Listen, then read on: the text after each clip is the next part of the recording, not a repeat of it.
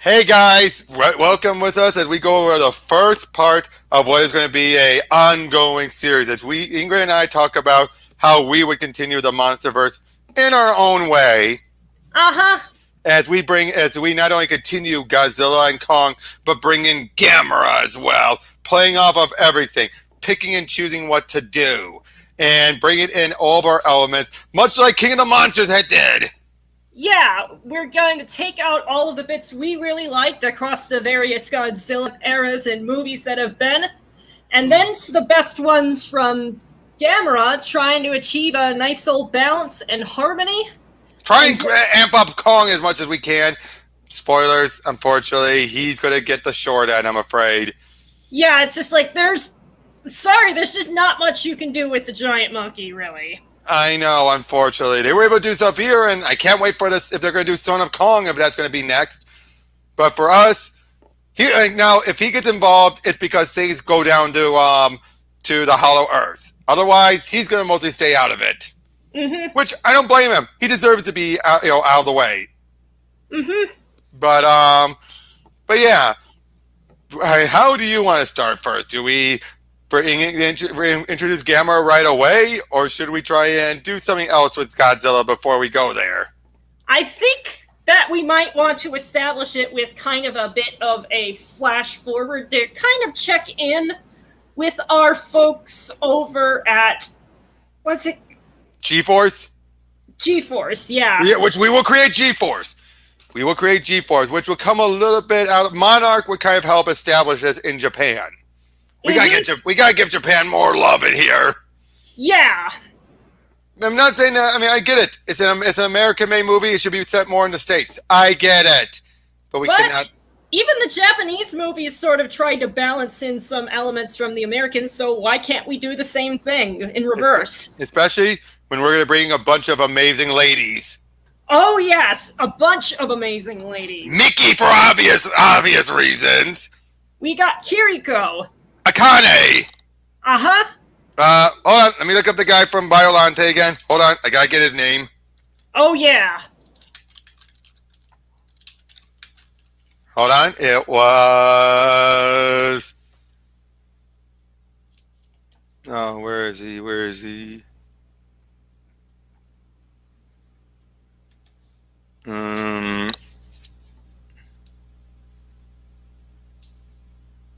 Kuroki. Kuroki. All right, got it. Yeah, him. The guy who was in charge of the Super X 2 and 3. Mm-hmm. We would have those. We will have we would have him. Who else would we have? Or should we just keep it as those for right now? Keep it to those for right now. Yeah, we would introduce those. They would all represent different facets of G-Force. I definitely think Millie and Mickey would get along. Although I do think Millie could get on Mickey's nerves a little if she's like doing music and everything. That's fair. You're like, excuse me, you're kind of distracting. And of course, Millie would then be like, oh, sorry, I put on headphones or something. Like, better? Try not to think it too loud, though. Playing up her being psychic and everything. It's like, don't think the music too loud. I think Mickey would be that much of a sweetheart like that. Don't you think? It'd be like, try not to think it too loud, though. Yeah. But now I would definitely see Kirike and Akane being friends growing up. Oh yeah. I could definitely see that. And but yeah, basically they're all. Basically, the whole point of G-Force though here is not to be a Godzilla counterforce. It's more supposed to be a Titan counterforce. You know. But at the same time, they would plan to try and deal with Godzilla should he ever go nuts again. Mm-hmm. But they would also make sure we're going to find out why he's going nuts first. We're not going to assume, oh, he's turning on us. We're not going to make that mistake again. Mm-hmm. Basically, I think after the stuff with Mechagodzilla, I think the world has changed entirely. Yeah. I think now, how do you think there's going to be Titans walking among everything after that, or do you think they're going to still keep their heads down like they have been in Godzilla vs. Kong? Or do you think any of them have gone to the Hollow Earth? What do you think? I mean, some of them might have moved there, probably, but I think for the most part, they're kind of like bees, where as long as you don't bother them, they're not going to bother you. Exactly. Now, I would say we got to give the twin scientists more to do. We really do. Because we need to know what their deal is. Mm-hmm. Now, obviously, we're just going to go in assuming we're doing our own take on whatever they were going to have in mind. Yeah, they are the cosmos of the Monsterverse, in our take. Yeah. They're not tiny. We're not going to ever have them shrink. We're going to keep them full-grown adults. Mm-hmm. Because I think, really, you don't need little tiny people, do you? No, you really don't. I mean, it's fine for Godzilla on its own, but, you know, the Godzilla stuff on its own, but in the real world, not really. Yeah. But I'm thinking, here's what I'm thinking. I'm thinking we actually have it be that they're doing some research. The two sisters are doing research and everything. They find another Mothra egg, but it's well away from hatching. It's not ready to hatch yet. Mm-hmm. All right, we're setting it up for later. But they do hear word of another egg. Not another egg, an iceberg. But people are getting weird. Whenever, like, if anyone flies over it, even if they're way up high, if they ever fly over it, they get these weird headaches and everything. Something is bothering them on a psychic level. Mm-hmm. And thus, they, the twins and some other people lead an expedition to find an iceberg that's floating on the middle of the ocean. And of course, they're wondering, like, how did this get here? No, who cares at the moment? But yeah, when they get close to it, they're all getting slight headaches. It's more like migraines, like, ow, my head. Except for the twin. They're the only ones immune to this. Mm-hmm. You want to know who's in there? I think I know. Okay, it's Gamera. Mm-hmm. But I'm thinking, while they're looking here, they do find, much like in the high side and all that stuff, they do find hints of some lost civilization. Oh, yeah. They don't find the beads. We're not doing the beads. Yeah. No beads, but they do find like that, kind of like, I think it was like a grave or a marker. That marker, remember? Mm-hmm. They find that and basically explains how here lies Gamera. May his time never. May his time of need never have to come again. Yeah. Then it says, however, should he warning, a word of warning. Should he return, do not expect him to be your ally if you've mistreat the Earth, or something like that. Yeah. But then I'm thinking that someone does something that triggers it. It's starting to open up. And when Gamera does, Godzilla, who's resting wherever he is, wakes up. He's like, oh, what? Something's now? changed. Yeah, something's changed. Because Gamera is an apex. Mm-hmm. I think that makes sense, doesn't it? Yeah, it's just like... It's like, well, it makes the most sense with how powerful he is. Mm-hmm. But Godzilla's not the only one who woke up. Turns out, when Gamera, now everyone got off in time before Gamera woke up. But when he does, he lets out a big cry, far off, and I'll just be kind, in the American deserts, the ground opens up, and we see some spikes start coming up from the ground. Ooh. And a familiar roar. But we don't see who it is yet. You know who it is? Well, who else do we know is really spiky? Angerus. So why? Why is he waking up because of Gamera? They were friends. Mm-hmm. Well, and yeah, so that's what I'm thinking. It's sort of like a situation where you have a friends on your friends list that's kind of like been inactive forever, and then suddenly you see the green dot next to their name and you go, hey! I'm waking up. Now, just to be clear, Angerus is not an apex. He is definitely not an apex. Oh, yeah. Not even close. But he was no pushover, but not an apex. Yeah. but he was good friends with Gamera back in the day. Probably helped out during the big war. Mm-hmm. Which means that Ingrid is younger, and Gamera, and let make it clear. Whereas King Ghidorah was a apex from another planet, Gamera is a man-made apex, done properly. Yeah.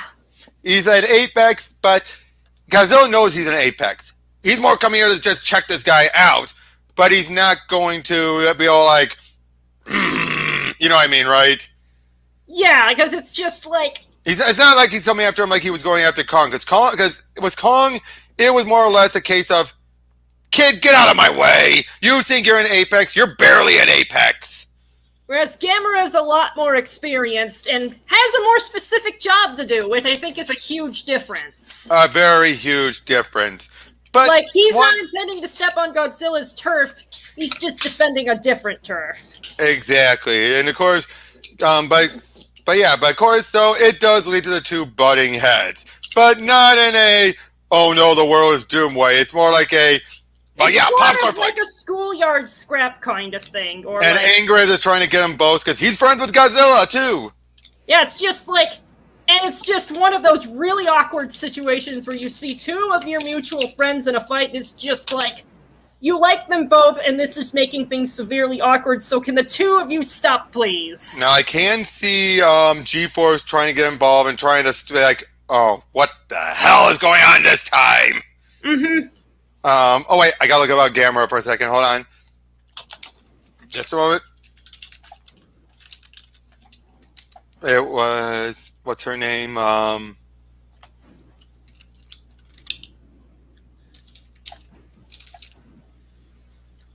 wait, which is her name? Oh, Ayako. Ayako also shows up. Mm-hmm. You know, the girl from the High Side Gamera trilogy. Oh yeah.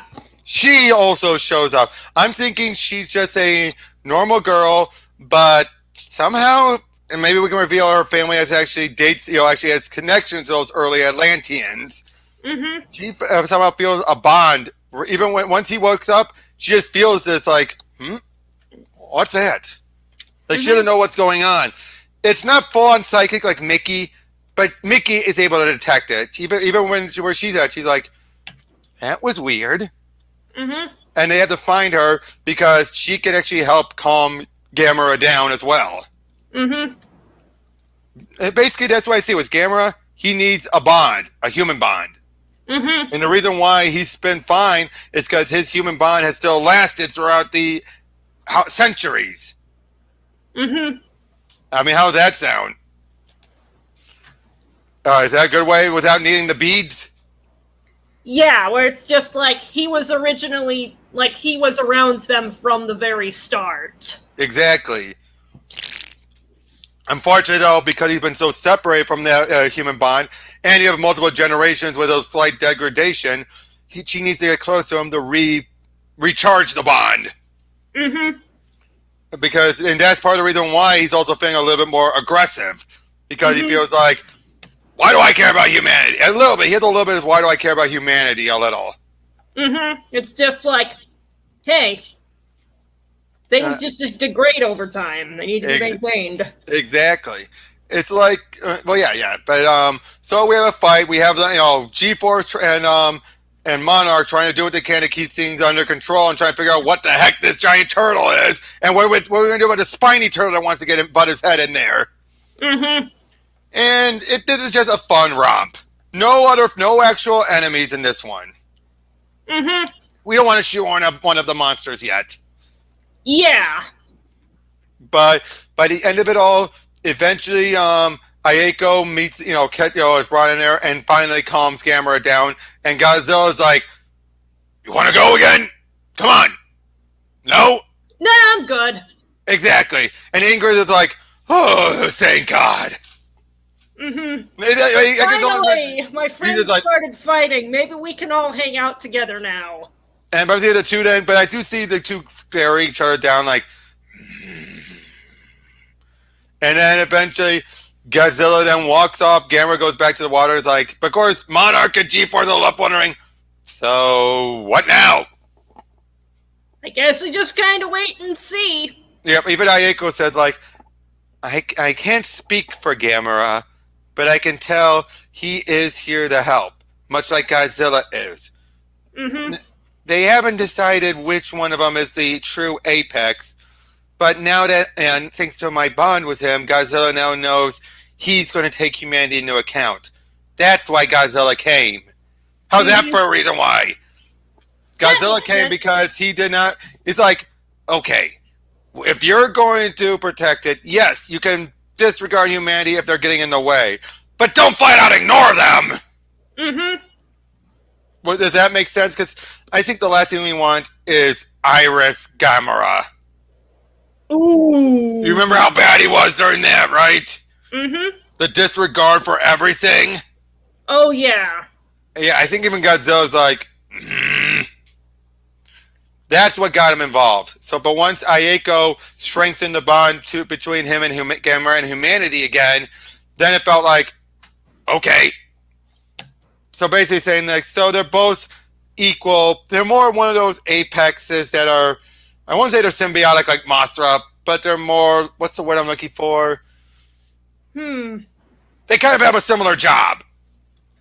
Yeah, where it's just like military to Navy and Army. Yeah, it's just like different branches of the same overall effort. Exactly. Now, of course, they're going to butt heads still because they're both equal apexes. Mm-hmm. Although, you know what I would think would be a funny post-credit sequence? Mm-hmm. And King Kong comes out of the ground like, what'd I miss? Goes back down like, You missed everything, dude. No, but he comes out, like, roars right at Gamera. Gamera just looks at him like... And then Kong just like...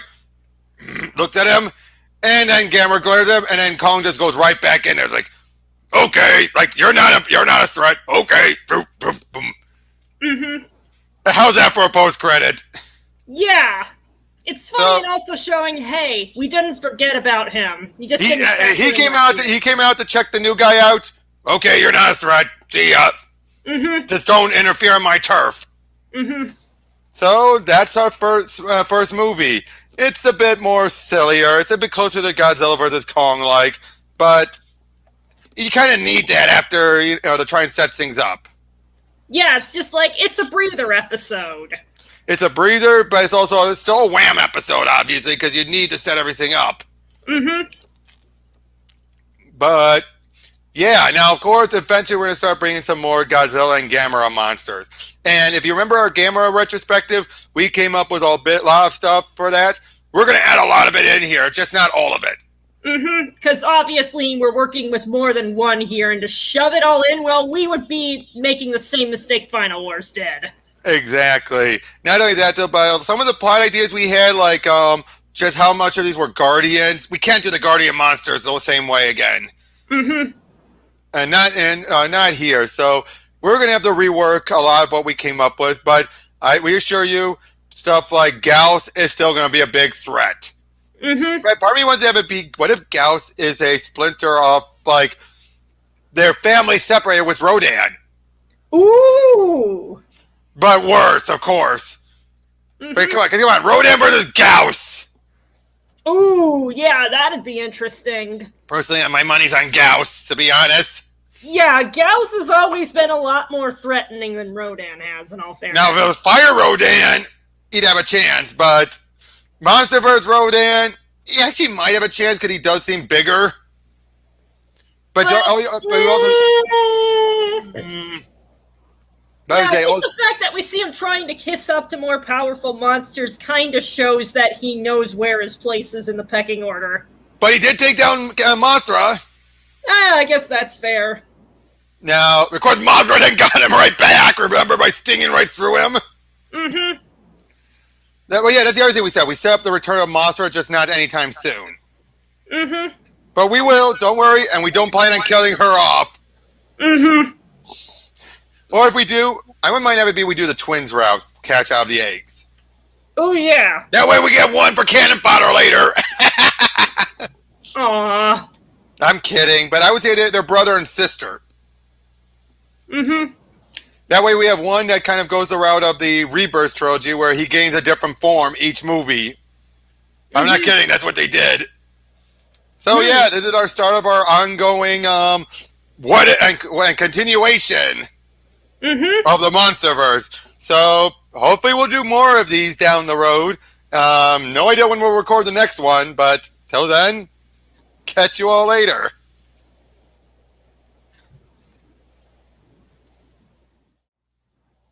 Hey guys, we're back, and like we said, this is going to be a case of us just winging this one, but coming up with spitballing some ideas for how we would continue the Monsterverse. In particular here with Mothra.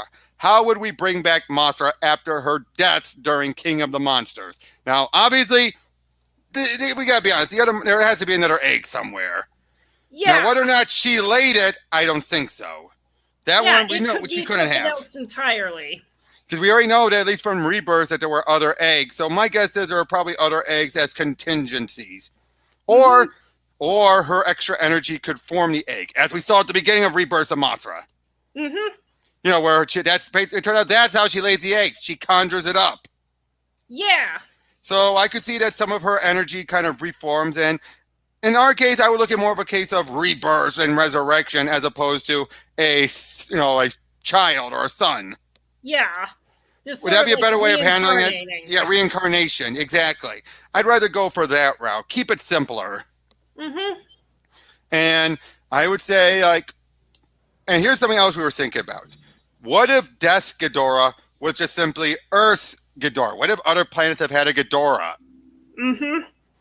And what if that's a case where that's a Ghidorah, each of these Ghidorahs have been seeded there by what? Who knows? Maybe some grand Ghidorah. But unfortunately for it, when it awakened, it was soon defeated by some of the Mothras and sealed up before it could get any stronger. Yeah, because it woke up prematurely. No, more like it went to bed. It got sealed up before it could grow anymore. Ah, that's fair. That's more what I'm looking at it as. And then I say we basically use a lot of Rebirth of Mothra 1 as the basis. Only in this case, we don't have the mother Mothra around. We just simply have the egg formed. I could say we got some what was the group called again in the Monsterverse movie? Monarch. I can say we can see Monarch finding the egg again, and we can give the two twin scientists more to do. But I'm thinking, they are. Would you want to say they're reincarnations of the twins, or do you think there's something else? Because I want to still have the twins, the Cosmos. But it's how can we have both? Yeah, that's certainly an interesting question. Unless, what if each of these, the human twins are reincarnations of Cosmos that have passed on? Ooh, that could be interesting. Where it's just previously the species might have died out, but yep. Yeah, but it turns out kind of lingered on in some form. Or we could have it be that the Cosmos are separate from the Eledians. That's what they were. That was what the twins were. So what if they're two separate things that have both worshipped Mothra? Yeah. But the Cosmos were wiped out, maybe by Death's Ghidorah, maybe by something else, and so they've been reincarnated through that lineage. So all of those twin scientists are, but the Eledians still lived on, but maybe they've been sealed away and only just recently reawoken. Maybe King Ghidorah attacking woke them up. And And I'm thinking that what if they woke them up and we could still have those two, the small twins running around, but when they see that, the other ones, better yet, instead of having the aliens, they are Cosmos as well, but they were sealed. The three sisters were. Yeah. Maybe they were the three first, but they were sealed away, not knowing that their bloodline would continue on. So then they meet them. They can meet them, and it's like, who are you? We are your ancestors. What? How does that work? I know, of course. I can just imagine the two sisters look at each other. Like the two scientists are like, "Can you make sense of that?" No, I can't. It's like, oh, you're wondering about our size. our people perished while dealing with Descadora. We were placed into a bit of a stasis, if you were. The other, Laura would explain, yes, but yes, us and our third sister, Belvera. And you are probably, I'm trying to say the right word. Oh yeah, reincarnations of our race, of our people. Hmm. And it's like, but when they explain how everyone in their family have twins, then they're like, that is most peculiar. Mm-hmm. I think even they would find that is weird. Yeah. Because remember, they're sisters, but they're not twins. Mm-hmm. And I'm sure we can come up with some explanation later, but we can have them all working together, and then they find Mothra's egg while Descadora. Now, should we have Belvera intentionally wake up Descadora, or could we have it be instead someone else wakes him up? And then maybe we have it be where you think she's trying to take over to conquer everything, but we later find out she was trying to take over to stop him. Mm-hmm. It's just kind of like, you can't take over Earth if I take over it first. Right, something like that. And it just ends up being misread because she's kind of the black sheep. Yeah, she is, and they're like, oh no, it's like she's gone from troublemaker to Tyrant. Something. Yeah, to tyrant, and then later on, it's like, basically, and then basically we play it a little bit for laughs. Of course, the human-sized twins will be like, how is this funny? Yeah. And then, then Mothra hatches. It's just Mothra, not Leo, and puts up a good fight against Descadora, and eventually, beats them the first time. Mm-hmm. And, reseals them up again, at least. Because remember, that was the interesting thing. Leo could only seal up Descadora, whereas in Grand Ghidorah, he eventually became strong enough to take out who was way more powerful. Mm-hmm. That tells you how far Leo came. Indeed. But now, here's a big question. How would Mothra react to someone like Gamera or Kong? That is a good question. I think everyone would love her. I think all the monsters would love her. Mm-hmm. Kind of like the Wonder Woman thing, how everyone adores Wendy. I mean, it makes sense in universe. And I can even see Kong be all like, if he ever met her, he'd be like, yeah, what do you want? Oh, not like he's falling in love, but more like he would just lower his head in respect, like there's something about her makes him feel like I should be more polite. Mm-hmm. It's like she has this aura that you feel like whoever she is, treat her well. Mm-hmm. And I think Gamera would be just all like, oh, I've heard of you. I know who you are. Mm-hmm. Oh, wait, here's an idea. What if Batra was Atlantean created? Ooh. What if Mothra got seemingly in stasis or sealed away, and so the Atlanteans found, maybe scraped from the eggs, maybe found a corpse of one of them, and tried to mix it with some of Iris's cells, like some of the others. Mm-hmm. But in this case, Mothra's DNA, prevented Batra from going too out of control. Mm-hmm. But the Iris side of it caused him to be a bit more of the aggressive anti-hero. Mm-hmm. But much like Mothra, he can go through the reincarnation too. Yeah. So he got wiped out, but eventually reformed into an egg again. Yeah. And we get Batra show up at a later point. But yeah, so far, how does all that sound? That sounds pretty neat. We've got a lot of interesting lore to work from. Oh, definitely. And again, because as much as I like those scientist twins, well, at least the one scientist we've been seeing, I mean, it was a shame she wasn't in versus Kong, but I understand why it was crowded enough as it is. Mm-hmm. But as much as I like them, and I was willing enough to just keep it to those two, but once we saw them in Rebirth of Mothra, we had to include them.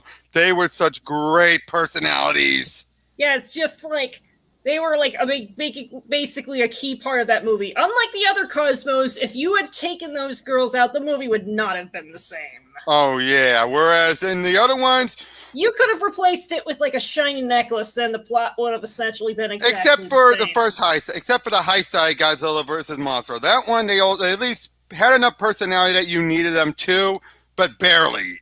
Mm-hmm. But Rebirth, no, you needed them. Yep, they're pretty essential to how the whole plot flows. Exactly. So that's part of the reason. And so yeah, and now could we ever have Mothra Leo? I say if we do that, we actually go with the idea of it's the spawn of Mothra and Batra. Yeah, or it's just like, hey, this is a dangerous new force. We need to put our powers together, as it were. Fusion. Yeah. Yep. Or maybe they both put their energy together and create the egg. Now, eventually, they do that. They don't die. That's why they're able to regain their energy and then go back through the reincarnation. But we can then have 3 then: Mothra, Batra, and Leo. But it's just Leo, not Mothra Leo. Yeah, and we can go with that, and then eventually Leo can be the dominant monster, working alongside Junior and Toto. Yeah. Because eventually we're gonna have those 2 show up too. Though it's been a while since we discussed this, so I'm kind of a little bit fuzzy on what we discussed last time. And we can rewatch it. You can rewatch it once I post it up. Once we get to the end, of course, of our Godzilla-thon. But yeah, that's all we've got on this one. Not a whole lot, but we're just playing off of just Mothra. But yeah. Well, and when we're going to do another one of these, who knows? But you and I have to eventually sit down and watch Rodan at least. Yeah. Though I can't say I'm terribly hyped. Neither am I. Again, we're not fans of the big, I don't want to say bird, the big pterodactyl. So yeah, thank you guys for joining us, and we'll see you on the next one. Take care.